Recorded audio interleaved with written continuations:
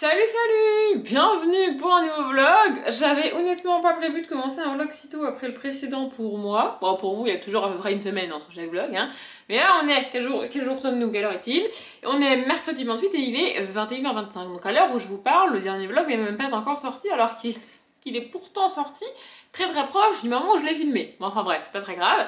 En fait, j'ai une question de lectrice. J'ai une question, je vais mettre les mots dans l'ordre. J'ai une question existentielle de lectrice. Du coup, le de lectrice amoindrit le côté question existentielle.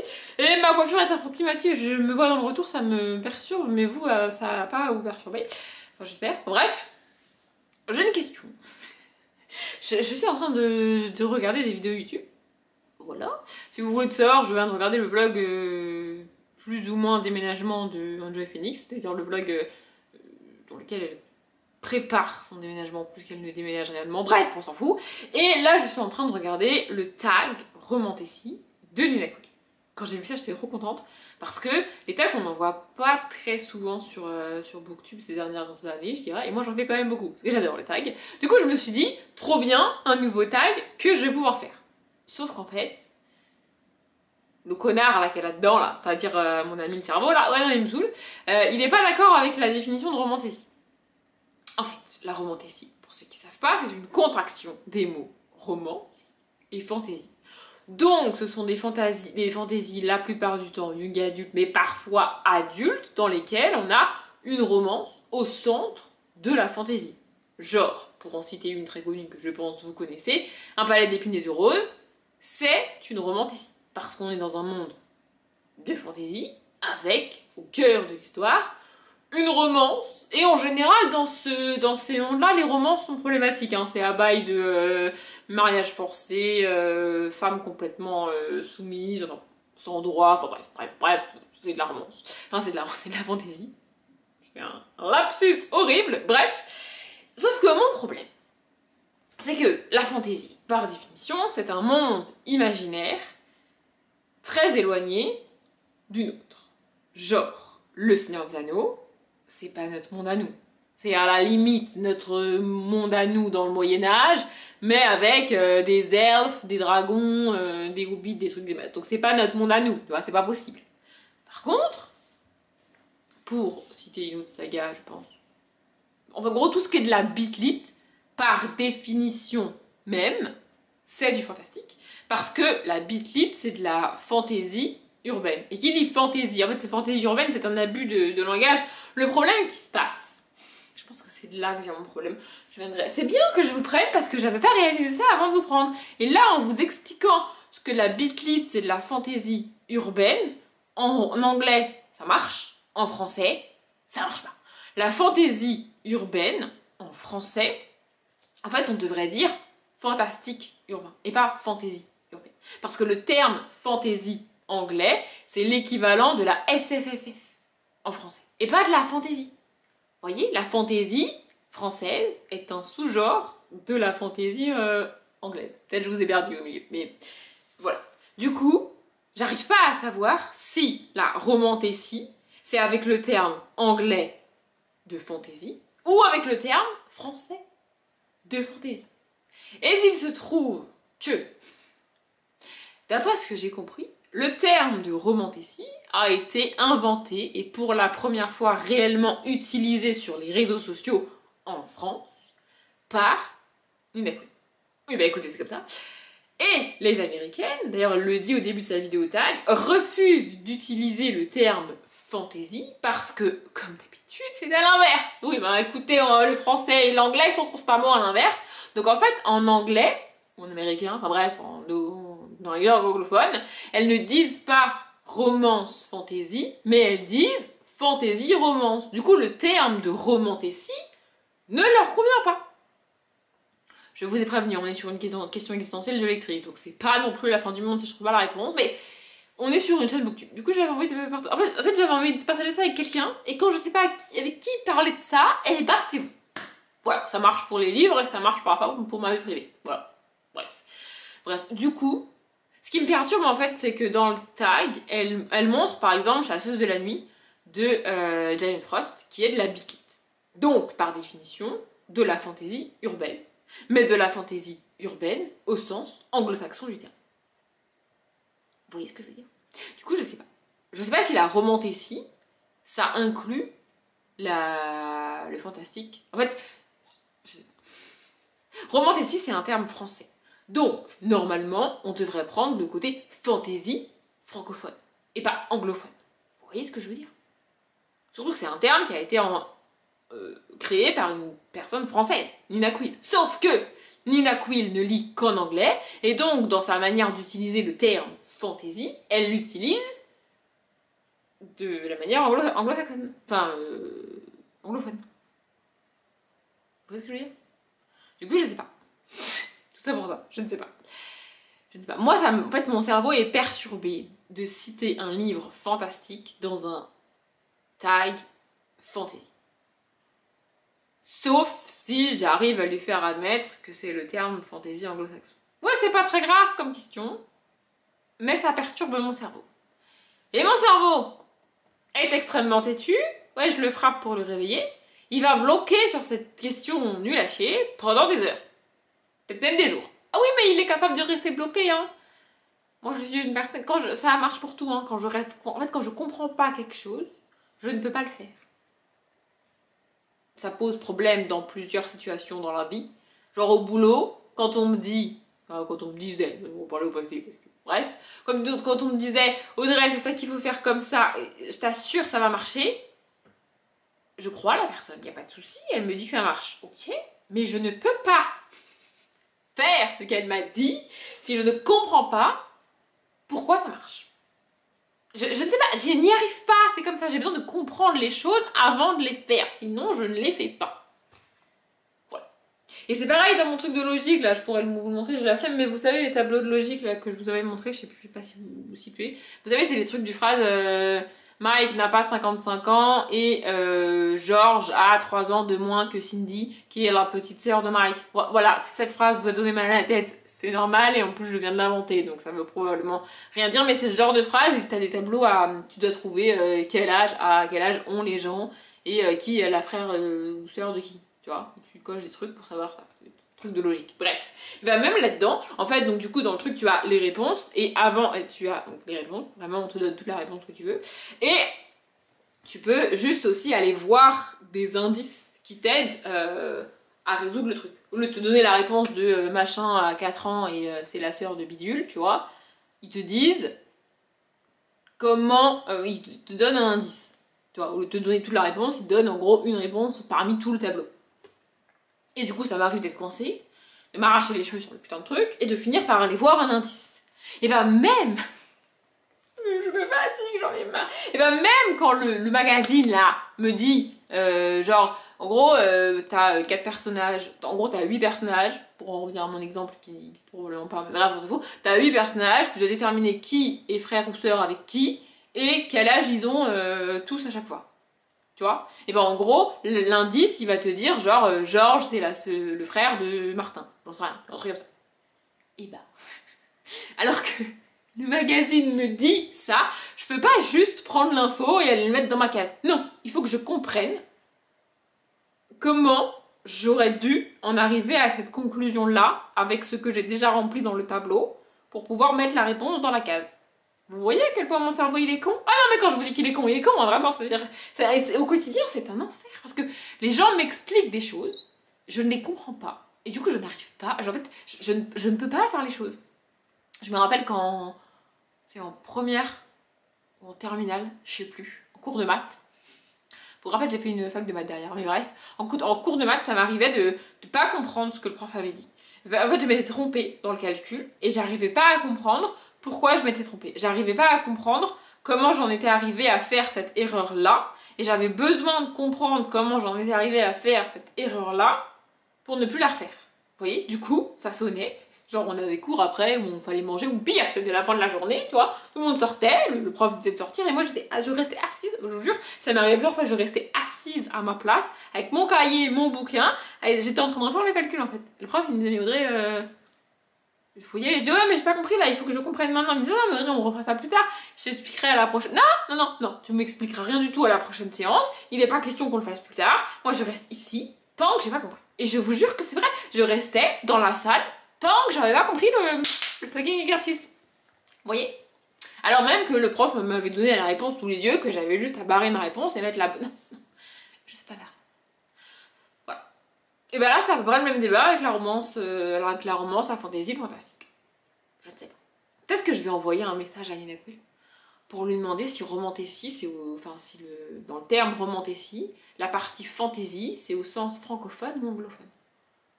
Parce que si c'est Nina Quill, créatrice de ce mot, qui me dit si c'est au sens francophone ou anglophone, j'accepterai la réponse. Bon, et là, j'ai pas besoin qu'elle me démontre par A plus B, c'est juste elle qui a choisi quand elle a créé le terme, tu vois. Voilà, tout ça pour dire ça, je suis en train de regarder cette vidéo et ça me perturbe en fait. De la voir me parler à la fois d'une fantaisie et à la fois de titres fantastiques, donc. C'est comme si elle citait Harry Potter. Bon, Harry Potter ça marche pas parce que c'est pas de la romantésie. Et c'est du fantastique. Ouais, mon cerveau est bloqué. Voilà. Je sais pas. Je sais pas si beaucoup de gens se posent ces questions existentielles, mais sachez que mon cerveau est bloqué là-dessus depuis une demi-heure et j'en peux plus. J'avais besoin que ça sorte. Voilà, du coup, ça s'est tombé sur vous, comme très souvent.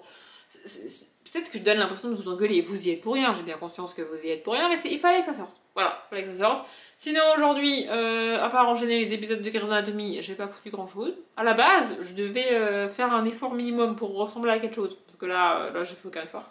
Et aller chez Picard. Ouais, je me suis dit en désespoir de cause, j'ai la flemme d'aller faire les courses.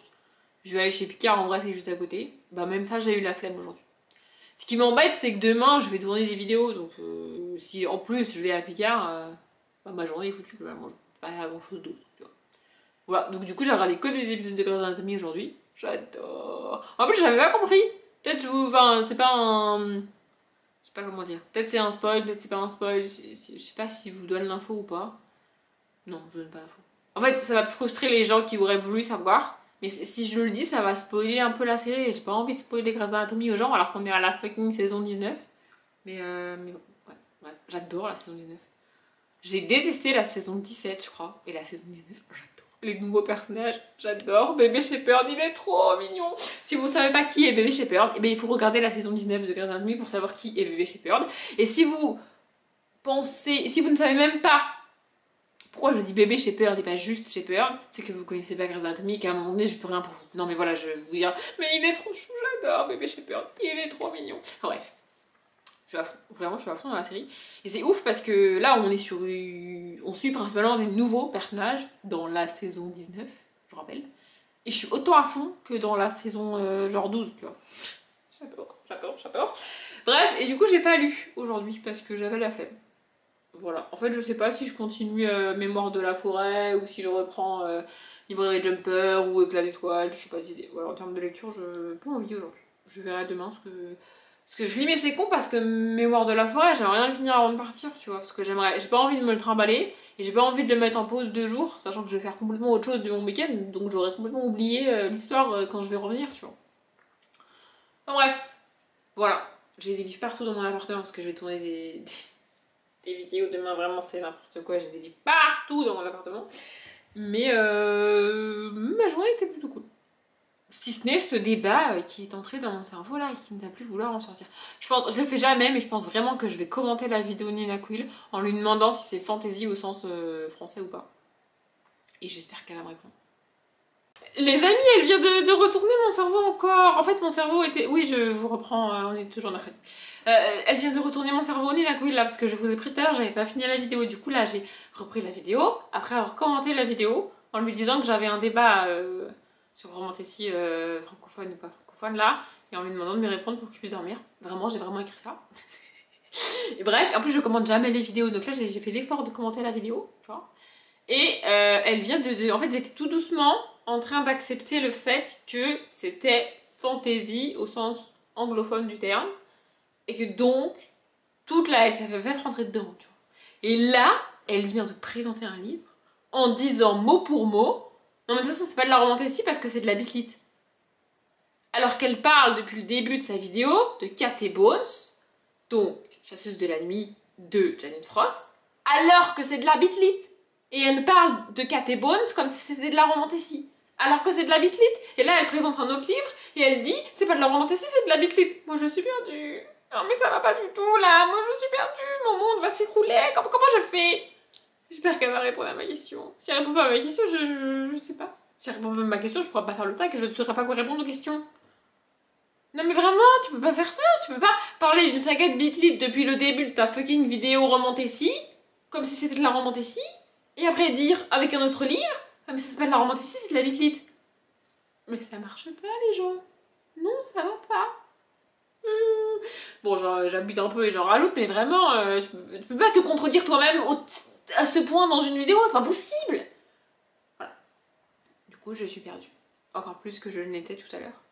J'espère vraiment qu'elle va répondre à ma question, mais là, en fait, même si elle répond à ma question, ça n'ira pas.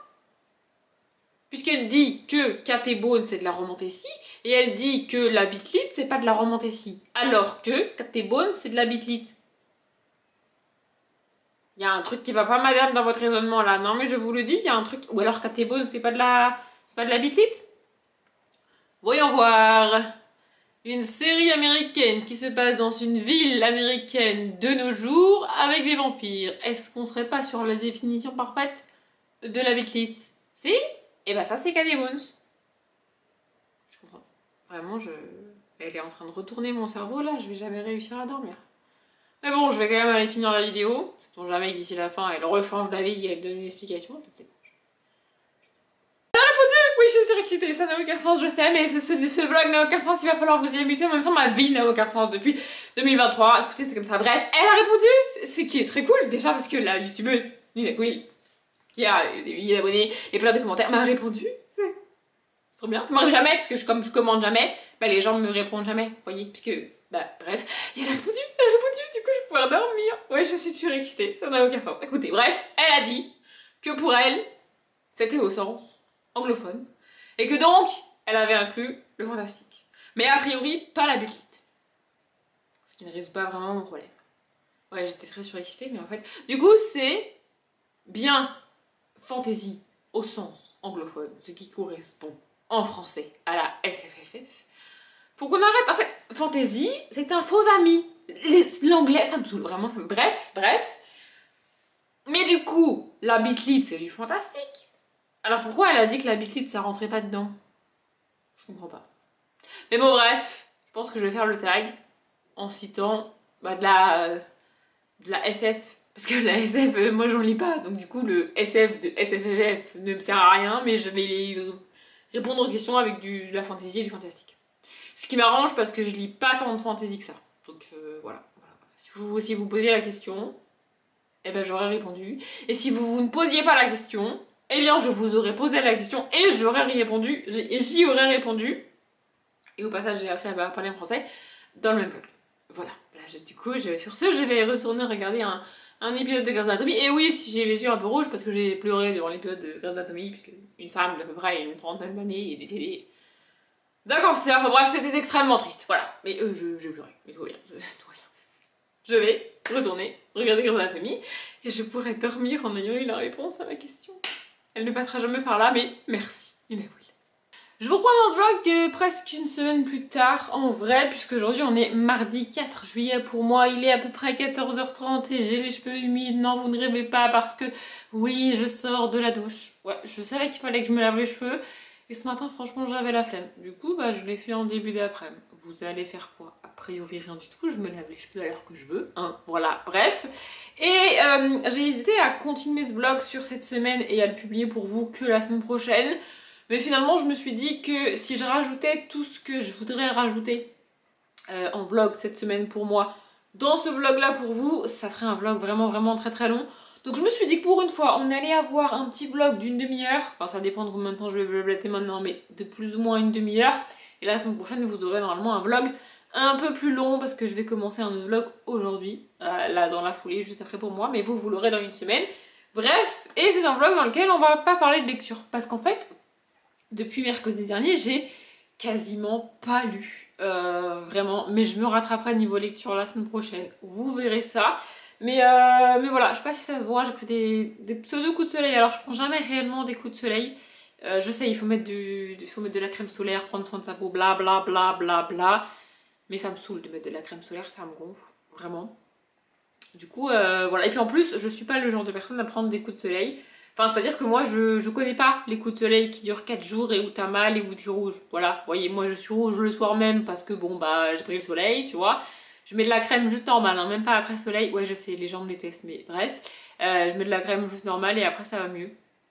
Voilà. Bon, là, vraiment, mon nez a pris cher. Je sais pas si vous le voyez, mais vraiment, il a pris cher ce week-end. Mais c'était un week-end très sympathique. Bref, pourquoi je vous parlais de ça? Je ne sais plus, on s'en fiche. Mais du coup, j'ai pas lu ce week-end et hier non plus. Hier, en fait, je suis rentrée dimanche soir. Et dimanche soir, j'ai terminé, écoutez bien, dimanche soir, j'ai terminé la saison 19 de Grey's Anatomy. J'adore cette saison. Vraiment, je l'ai trouvée absolument géniale. J'ai trop hâte d'avoir la saison 20. Mais bon, on n'est pas près de l'avoir encore, mais bref. Et hier, j'ai regardé la saison 1 de Grey's Anatomy. Oui, bah écoutez, je ne faisais jamais ça, mais je suis apparemment dans une espèce de crise de la trentaine où je regarde les séries de mon adolescence. C'est comme ça. Grey's Anatomy, pour ceux qui savent pas, c'est une série qui a été diffusée pour la première fois en 2005. On en est quand même à la saison 19 aujourd'hui, donc ouais, ça date. La différence, il y a plusieurs différences entre Grey's Anatomy et les deux autres séries que donc j'ai recommencé, donc Vampire Diaries que j'ai recommencé et que j'ai terminé, et Gossip Girl que j'ai recommencé mais que je suis très très loin d'avoir terminé et que je ne sais pas si je terminerai. Bref, donc il y a plusieurs différences. La première, c'est que, bah, comme je l'ai dit, Vampire et Gossip Girl sont des séries terminées alors que Grey's Anatomy, non. Voilà. La deuxième, c'est que Vampire et Gossip Girl sont des séries ados alors que Grey's Anatomy est une série adulte. Et ça se voit. Et en fait, je sais pas si c'est bien ou si c'est cringe à mort. Mais en fait, du coup, ce sont 3 séries qui sont sorties à peu près à la même époque, mais pas destinées réellement au même public. D'ailleurs, je crois, je pense que j'ai regardé la saison 1 de Grey's Anatomy. Soit j'avais quasiment rien compris, soit je l'ai regardé bien après sa sortie, parce que en 2005, j'avais 12 ans. Même pas, j'avais 11 ans parce que du coup c'est sorti en... Enfin, j'ai dû avoir 12 ans quand la série est sortie en français. Je devais avoir 12 ans quand la série est sortie en français, c'est mieux si je mets les temps correctement en français. Parce que du coup elle est sortie en 2005 aux États-Unis, elle a dû sortir genre en 2006, un truc comme ça, ou peut-être 2007 en France, donc ouais j'avais 11-12 ans par là. Et clairement c'était pas une série faite pour moi, j'étais trop jeune pour regarder ça. Donc j'ai dû regarder cette série plus tard. Mais, alors déjà j'ai regardé entièrement la saison 1 de Grey's Anatomy hier parce qu'elle ne fait que 9 épisodes. Du coup je me suis quand même couchée extrêmement tard, ce qui explique aussi ma douche tardive aujourd'hui parce que franchement ce matin j'avais la flemme. Mais je me suis quand même fait violence pour me lever à 9h ce matin alors que je me suis couchée et il était presque 3h du matin. Oui, bah voilà. Bref, je sais plus ce que je disais. Mais je sais plus ce que je disais. Mais bref, en tout cas j'ai regardé la saison 1 en entier hier. Et c'est bizarre parce que ce que je croyais de la première saison, c'est pas vraiment le cas. À la regarder aujourd'hui, évidemment, tu vois les défauts, tu vois que clairement, il n'y avait pas le budget qu'il y a aujourd'hui, surtout que j'ai enchaîné la saison 1 avec la saison 19 et la saison 1, donc forcément tu vois un écart en termes de réalisation, en termes de production, en termes de manière dont c'est filmé, de manière dont c'est monté, qui est vraiment... il y a à la fois l'écart technologique de presque 20 ans, tu vois, et il y a à la fois le budget, enfin je veux dire la saison 1 de Grey's Anatomy n'avait pas le budget qu'à la saison 19, c'est clair. Tu le vois en termes de nombre d'acteurs, tu le vois en termes d'histoire, en termes de scènes qui sont mis en place, de figurants aussi. Enfin vraiment c'est pas du tout la même chose. Et c'est bizarre de regarder ça aujourd'hui parce que la saison 1 est presque pas à la hauteur de ce que je m'attendais, tu vois. Mais en même temps la saison peut pas être à la hauteur de la saison 19, encore une fois c'est pas possible. Mais ouais. Et les acteurs, enfin les personnages plutôt, je vais commencer par eux, je reviendrai sur les acteurs après. Du coup je vais partir du principe que vous connaissez le postulat de départ de Grey's Anatomy, et si c'est pas le cas je vais vous le donner en vous spoilant un petit peu. Voilà. En gros on va suivre Meredith Grey, qui est interne en chirurgie, donc elle a fait toutes ses études de médecine, et la série démarre, elle rentre dans un hôpital pour faire son internat avec d'autres internes, donc voilà, elle va pour la première fois de sa vie pratiquer la médecine et la chirurgie sur des vrais patients, des vrais malades, des vrais gens qui ont besoin d'aide et plus des cadavres et des manuels scolaires, tu vois. Voilà, donc c'est ça qu'on suit, Et il se trouve que la veille de son premier jour, elle est sortie a priori dans un bar, enfin bref, elle a fait ce qu'elle a voulu de sa soirée, elle a rencontré un homme, elle a couché avec lui, et le lendemain matin, elle lui dit bon maintenant tu dégages parce que je suis en retard au boulot, c'est mon premier jour d'internat, ça girait d'être à l'heure, tu vois, donc elle le fout dehors un peu. Et elle arrive à l'hôpital un petit peu en retard et tout, et donc sa journée démarre, elle va rencontrer les autres internes, donc principalement pour la saison 1. C'est ça aussi qui est bizarre, c'est que c'est une série connue pour ça, il y a beaucoup d'acteurs et beaucoup de personnages qui étaient là au début, qui sont plus là dans la saison 19 et inversement évidemment. Et il y a aussi des personnages qui ne sont présents ni dans la saison 1 ni dans la saison 19 mais qui sont venus et repartis. Vous voyez, alors il y en a qui sont morts, ils sont pas tous morts, il y en a qui sont morts, il y en a qui ont eu un accident et qui ne pouvaient plus pratiquer la médecine, du coup ils ont quitté la série, il y en a qui ont juste déménagé, qui ont juste changé d'hôpital, changé de spécialité, parfois changé de métier, et donc ils ont quitté la série. Mais il y a vraiment beaucoup d'acteurs pour qui c'est le cas, mais bref, dans la saison 1, on va suivre principalement donc Meredith, jouée par Hélène Pompeo, et c'est le seul nom d'actrice et d'acteur que je vais citer, pas parce que c'est le seul que je connais, mais parce que je les connais pas tous, donc voilà, c'est le seul que je vais citer. Bref, on va suivre aussi Izzy, Alex, Christina et George principalement, on va suivre ces 5 internes là. Et donc voilà, c'est une partie de leur métier, comment ils vont apprendre les gens qui soignent, les gens qui perdent, les gens qui... voilà, les patients, et leur vie perso. Donc on a ces 5 internes là, et on a aussi leur supérieur direct qui est Miranda Bailey, et leurs deux titulaires seulement. Dans la saison, il n'y a que 2 titulaires en fait dans l'hôpital dans lequel ils sont. En chirurgie, il y a plusieurs services. Il y a la neurologie, la cardiologie, la chirurgie générale. Il y a aussi la chirurgie pédiatrique, il me semble que ça s'appelle comme ça, là, le truc des bébés et des enfants. Il y a aussi la traumatologie et l'autre truc, là je sais plus comment ça s'appelle, où ils s'occupent uniquement des os. Il y a vraiment plein de spécialités au cours de la série qui vont être abordées, mais dans la saison 1, il n'y en a que 2. Donc la cardiologie avec le docteur Burke, que je déteste, et la neurologie avec le docteur Shepherd. Pour ceux qui ne se situeraient pas, oui, c'est le docteur Mamour. Et le docteur Shepherd se trouve être le mec avec qui a couché Meredith juste avant de commencer son internat. Autrement dit, ça va être son supérieur, mais elle ne le savait pas au moment où elle a couché avec lui. Voilà. Et en fait, je savais, tout ça, je me rappelais évidemment de ça au début de la série, parce que c'est quand même important pour la suite de la série. Mais c'est bizarre parce que dans ma tête, Derek Shepherd, le neurochirurgien qui a couché avec Meredith, bref, était vraiment un connard parce que il est marié. Et du coup, il a couché avec Meredith, qui donc n'est pas ça. Donc c'est un connard, par définition. Tu vois. Sauf qu'en fait, c'est pas vraiment le cas. Alors oui, il est marié. Mais premièrement, Addison, qui est sa femme, n'est pas présente dans toute la saison 1. Elle arrive et c'est le final de la saison 1. Ouais, je spoil, mais à un moment donné, voilà. C'est le final de la saison 1. Elle débarque à la fin de la saison 1 en disant « Bonjour mon chéri, je viens te voir. » Et elle dit à Meredith « Vous devez être la femme qui couche avec mon mari. » Et la saison 1 se finit là-dessus. Mais en fait, du coup, alors, ça reste un connard parce que du coup, il couche avec une femme qui n'est pas sa femme alors qu'il est marié. Mais ils sont séparés. Je veux dire, au moment où ça arrive, pendant des semaines et des mois, il vit à Seattle pendant que Addison, sa femme, est à New York. Donc tu te rends bien compte qu'ils sont séparés. Enfin, je veux dire, à un moment donné, voilà. Et puis il n'y a pas de... Tu suis pas leur relation à eux, ils n'ont pas de communication, ils n'ont pas de lien, ils s'appellent pas, ils se voient pas. Et... Oui, il n'y a pas tout ça. Donc il est marié, oui, mais en fait il est séparé. Donc en vrai, ça passe. Et il y a un autre personnage... Ah oui, il y a un autre personnage que j'ai oublié qui est le directeur de l'hôpital, qui est Richard Weber, qui est assez important pour la suite de l'histoire, mais dans la saison 1, on le voit quasiment pas, en vrai. Donc voilà, bref. Et alors, il y a un personnage, ça m'a vraiment choquée. De ouf. En fait, le truc, c'est que c'est un personnage qui a énormément évolué au cours de la série et que j'adore. Au final, j'adore, et c'est un personnage qui a quitté la série d'une manière ou d'une autre. Je vais pas non plus tout vous dire aujourd'hui. Donc il est plus dans la saison 19 et ça fait quelques saisons qu'il est plus là d'ailleurs. Et vraiment je l'adore ce personnage parce qu'il a vraiment beaucoup évolué. Mais dans la saison 1, c'est un enculé. Non mais je suis désolée d'être vulgaire, mais il n'y a pas d'autre mot. À un moment donné, Alex Karev, dans la saison 1, oh mon dieu. Et si vous êtes comme moi et que vous l'adorez, je l'adore, vraiment il n'y a pas de souci. Mais alors dans la saison 1, en gros c'est un macho par excellence. Voilà. Qui, dès le début de la série, ne comprend pas comment des femmes peuvent être chirurgiens. Il a pas du tout envie de se mettre en couple, mais bon, ça... En fait, ça me dérange de dire ça parce que C'est pas parce que tu veux pas être en couple que t'es un connard, tu vois, mais c'est très utilisé en littérature ou dans les séries ou dans les films, le mec qui ne veut pas être en couple et qui est un connard. C'est souvent lié, tu vois. Bon. Bref, voilà. Et alors, au niveau professionnel, c'est aussi un connard. Il n'y a pas de mots. Enfin, vraiment, je les déteste dans la saison 1.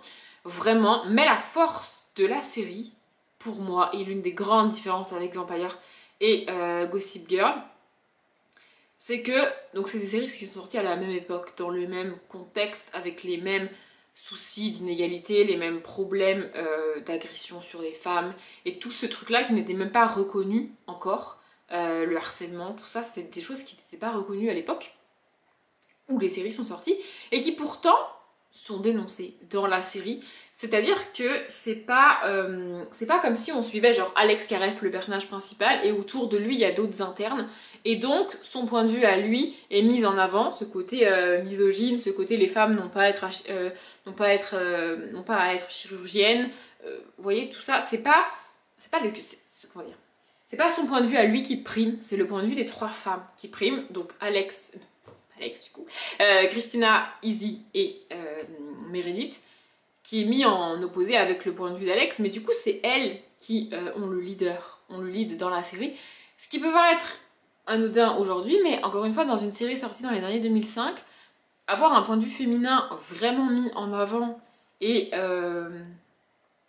comment dire, qui est pas remis en question, qui est au cœur de la série, en mode c'est comme ça et c'est tout, bah c'était rare en 2005, vraiment c'était rare, et ce qui m'a choqué le plus, enfin choqué, interpellé le plus, j'ai fait attention au générique. Alors déjà, la fameuse musique mythique du générique n'apparaît que dans l'épisode 2. Dans l'épisode 1, on n'a pas du tout cette musique mythique. Je pense que vous la connaissez tous.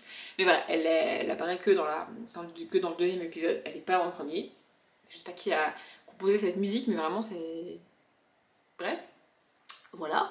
Et donc, il y a des trucs auxquels j'ai fait attention aujourd'hui, auxquels j'ai pas du tout fait attention à l'époque, et notamment l'ordre dans lequel les noms des acteurs et des actrices est mis sur l'écran. Vous savez, on a toujours le générique et puis ensuite l'épisode commence, et c'est à ce moment-là que tu as les noms des acteurs et des actrices qui défilent. Vous voyez de quoi je parle? Et bien en général, dans la plupart des séries, ce sont les acteurs masculins qui sont en premier. Parce que c'est comme ça, j'en sais rien, mais ne me demande pas pourquoi, c'est comme ça. Mais là, les 3 premiers noms, ce sont les noms des actrices qui jouent Meredith, Christina et Izzy. Et seulement après, on a les noms des hommes. Et c'est pas grand chose, mais en vrai, c'est déjà énorme pour l'époque. Alors c'est le cas dans Gossip Girl aussi, parce que les 2 personnages principaux sont Blair et Serena, mais dans Gossip Girl c'est encore différent parce que elles sont vraiment personnages principaux et les autres ne sont que presque secondaires par rapport à elles, alors que dans Grey's Anatomy on a Meredith Grey qui est vraiment un personnage principal et les 4 autres internes qui sont au même rang. Donc on aurait pu avoir Hélène Pompeo suivi des 2 noms des acteurs et des 2 noms des actrices, et c'est pas le cas. Du coup ça en dit beaucoup, et surtout je pense pas me tromper en disant qu'on est sur l'une des premières séries aussi populaires que ça de l'époque, créée entièrement par une femme. Donc Shonda Rhimes, qui est très connue aujourd'hui et qui a fait plusieurs séries depuis, mais à l'époque c'était pas... genre Gossip Girl, j'ai pas vérifié, mais je suis quasi certaine à 99% que c'est soit un homme et une femme, et que le nom de l'homme est cité en premier. Pareil pour Vampire. Donc là on est sur une série entièrement créée par une femme. Alors évidemment il y a d'autres scénaristes, et évidemment il y a des producteurs, des machins, des trucs, mais c'est marqué créé by, enfin created by Shonda Rhimes. C'est pas anodin, vraiment, et je trouve ça cool. Voilà, bref, du coup là je vais peut-être commencer la saison 2 aujourd'hui. Je sais pas, mais faudrait que je fasse autre chose, parce que si je continue à ne faire que regarder Grey's Anatomy, ma vie ne va pas beaucoup avancer, voyez-vous. Donc il faut que je fasse autre chose, et il faut surtout que je commence un nouveau vlog pour vous, parce que comme je l'ai dit dans le prochain vlog, promis, on va parler lecture. Mais j'avoue que là, la semaine qui vient de s'écouler, j'avais pas vraiment envie de lire. Il y a beaucoup de trucs qui se sont passés ce week-end, c'était très cool, mais bah, du coup j'ai pas lu. On s'est couché extrêmement tard. Normalement, quand je suis avec des gens comme ça, sur les 15 jours où j'étais en vacances, ou même sur des week-ends, ou... Bref, quand je suis avec des gens comme ça, quand je dors pas chez moi, en gros, j'essaye d'avoir le petit moment avant de dormir. J'arrive pas à le faire chez moi toute seule, mais je le fais quand je suis avec des gens. Bref, le petit moment avant de dormir, genre un quart d'heure, 20 minutes pour lire. Là, pas moyen, genre. Vraiment là, c'était pas possible. Donc bref, ça fait très longtemps que j'ai pas lu, mais aujourd'hui je vais reprendre la lecture et vous, encore une fois, vous verrez ça dans le prochain vlog. Ça fait très longtemps que je blablate. On a quand même un peu parlé de livres avec Nina Quill et tout au début du vlog. Honnêtement, j'ai hésité à jeter tous ces rushs là et à pas les publier, et puis je me suis dit pourquoi pas. Peut-être ça intéressera personne, peut-être ça intéressera des gens, peut-être c'est à chier, peut-être pas, j'en sais rien, mais bref, en tout cas, je les ai laissés au final, et sur ce, je vais aller lire et ouvrir le prochain vlog pour vous. Je sais pas trop si ce vlog aura pu réellement intéresser les gens, si c'est le cas, tant mieux, si c'est pas le cas, écoutez, c'est la vie. Je m'arrête là, comme d'habitude, je vous souhaite une bonne journée, un bon après-midi, un bon appétit ou une bonne nuit, et je vous dis à bientôt.